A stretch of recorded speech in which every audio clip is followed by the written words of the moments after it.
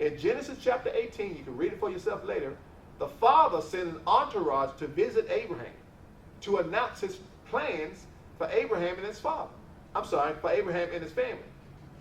And if you read it, you'll find that before they say anything to Abraham about the father's plan, they ask Abraham, where is Sarah, your wife? All right? This is the same question that God asked Adam after the fall.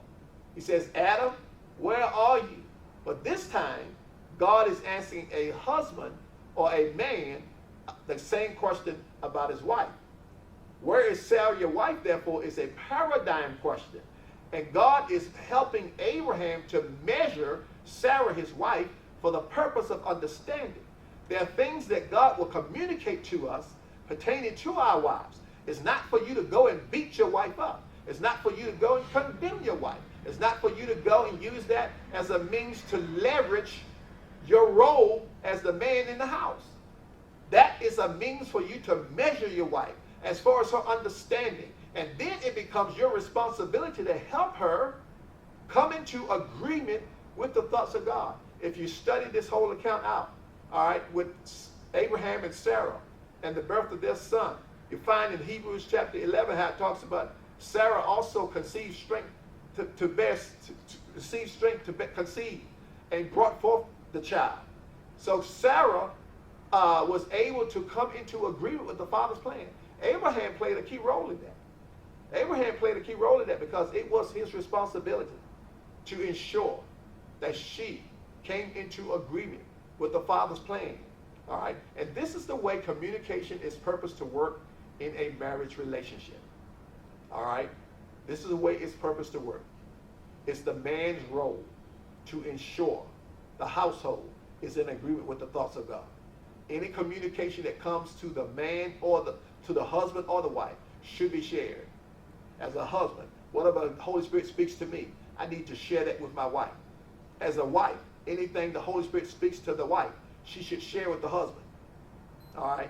Then, regardless of who heard what was said or who heard what was communicated by Holy Spirit, be it the husband or the wife, husband's responsibility is to take that to Holy Spirit and submit that to him so that he can confirm that this communication is from God. This is the mistake that Adam made. Adam communicated with his wife, which means he listened to his wife. How do we know that? Had Adam not been listening to his wife, he would have not accepted the fruit when she suggested that he eat of it. What was Adam's mistake? Adam's mistake was that he never asked Holy Spirit. He never asked God about this fruit. Had he asked God about it, had he taken this to God before he acted upon it, Holy Spirit would reveal to him that communication is not from me.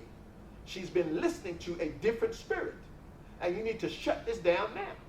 So that was Adam's role in the family, in the relationship. Men, fathers, it is our role to make sure whatever we're executing, whatever we're acting upon, is in fact been communicated to us but through Holy Spirit. All right? And sometimes all of us at the top of our game, we are subject to be deceived by other voices. All right? It's the father's role. It's the husband's role to be a safeguard. All right?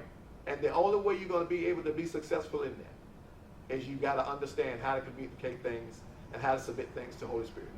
Holy Spirit is absolutely an intercessor. Romans chapter 8 talks about it. Romans chapter 8 says, likewise the Spirit himself maketh intercession for us, for we know not what to pray for as we ought. Their role as an intercessor, I think, is misconstrued in a lot of instances. Holy Spirit in his role as an intercessor is actually an interpreter.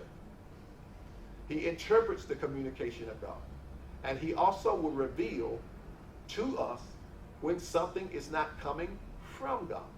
When something has been the subject, something is the subject, or something is the product of a different voice or a different spirit.